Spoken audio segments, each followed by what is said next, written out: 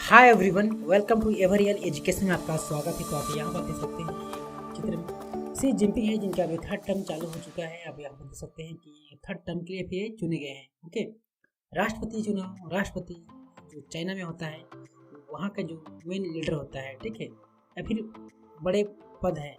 तो यहाँ पर देख सकते हैं सी जिनपिंग के बारे में हम थोड़ा कुछ डिस्कस करेंगे। तो बने रहिए इसके साथ। चलिए सी जिनपिंग की बायोग्राफी थोड़ा सा जान लेते हैं। सी जिनपिंग जैसे कि राष्ट्रपति हैं, वहाँ पर जान ही होंगे आप लोग।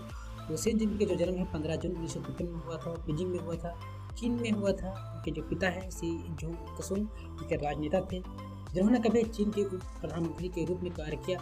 उनकी माँ का नाम चुईशिन है। उनकी दो बड़ी बहनें हैं, कियाओ जिनका जन्म 1949 में हुआ था, और जो उनकी बहन है अन्नान का जन्म 1952 में हुआ था। ये सी जिनपिंग की बहनें हैं। ओके, सी जिनपिंग ने अपनी जो स्कूली शिक्षा है बीजिंग से की है। बीजिंग नंबर 25 स्कूल है, वहाँ से की है, और बीजिंग बे स्कूल से पूरी की।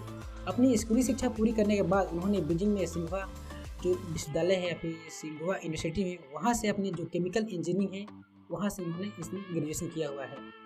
तो एक तरह से वो इंजीनियर भी हैं, ठीक है।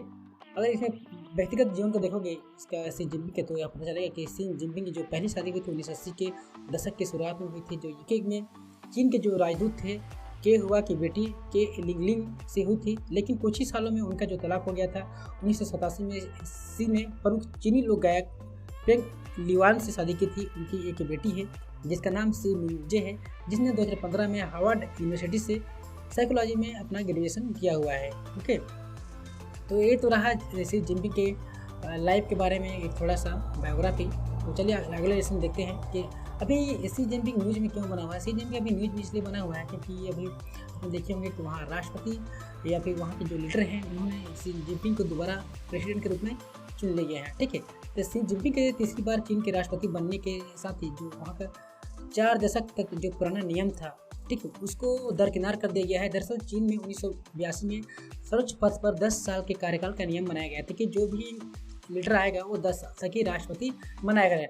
लेकिन वहाँ का जो रूल्स और नियम है उसमें चेंजेस किए गए, या फिर बोल सकते हैं कि वहाँ का जो संविधान है उसमें चेंज किए गए, ठीक है। जैसे भारत में नहीं संविधान होता है, उसमें अमेंडमेंट किया जाता है, ठीक उसी तरह वहाँ एक जो रूल्स है उसको तोड़ा गया, क्योंकि सी जिनपिंग को राष्ट्रपति बनाना था, ठीक है। क्योंकि सी जिनपिंग ने वहाँ काफ़ी अच्छा काम किया हुआ है अपने देश के लिए। हालांकि सी जिनपिंग को 5 और वर्षों तक सत्ता में रखने के लिए इस नियम को किनारे कर दिया गया है। तो देखिए आप यहाँ पर देख सकते हैं कि चीन की जो कम्युनिस्ट पार्टी है कांग्रेस के जो 20वीं अभी अधिवेशन हुआ, उसमें उसके समापन के ठीक बाद सी जिनपिंग को एक बार फिर राष्ट्रपति चुन लिया गया है। उम्मीद के मुताबिक उन्हें लगातार तीसरी बार पार्टी का जो महासचिव बनाया गया है। पार्टी संस्थापक माओ जेदांग के बाद वह ऐसे पहले चीनी लीडर हैं जिन्हें इस पद पर तीसरे कार्यकाल के लिए भी थर्ड टर्म के लिए इलेक्ट किया गया है। चीन में इस पद पर चुने जाने वाला नेता ही देश का जो वहाँ का प्रेसिडेंट होता है, और पीपल लिबरेशन आर्मी का हेड होता है, या फिर उसका कमांडर आता है। तो सी जिनपिंग के जो वर्चस्व से बदला है पार्टी के, वहाँ का जो रूल्स है वहाँ अलग ही देखने को मिला है। सी जिनपिंग ने तीसरी बार चीन के राष्ट्रपति बनने के साथ ही पार्टी के 4 दशक पुराना नियम को उठ गया है। ओके, देखिए पोलित ब्यूरो क्या करता है वहाँ का। सी जिनपिंग की जो कम्युनिस्ट पार्टी के केंद्रीय कमेटी के भी सदस्य हैं। सी जिनपिंग की जो कम्युनिस्ट पार्टी है केंद्रीय कमेटी के भी सदस्य है। इस 25 सदस्यीय पोलित ब्यूरो ने ही चुनाव के आधार पर चीन में शासन करने के लिए स्थायी समिति के साथ या इससे अधिक सदस्यों का चुनाव किया। ये समिति की ओर से ही पार्टी महासचिव के तौर पर सी जिनपिंग का भी चुनाव हुआ है। उन्हें अगले 5 साल के लिए पार्टी और देश के नेतृत्व की जिम्मेदारी सौंपी गई है, ठीक है।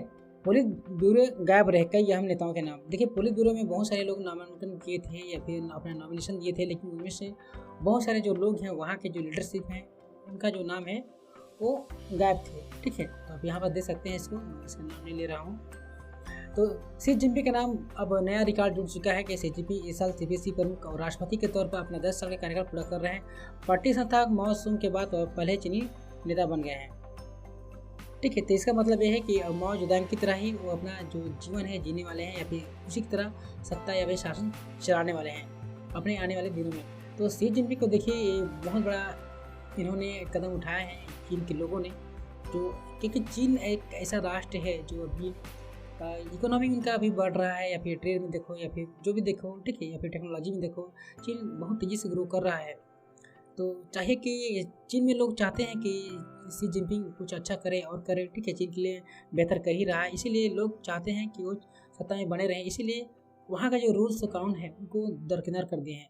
तो ठीक है दोस्तों, वीडियो देखने के लिए आपका थैंक यू। तब तक मैं मिलता हूँ अब अगले वीडियो में।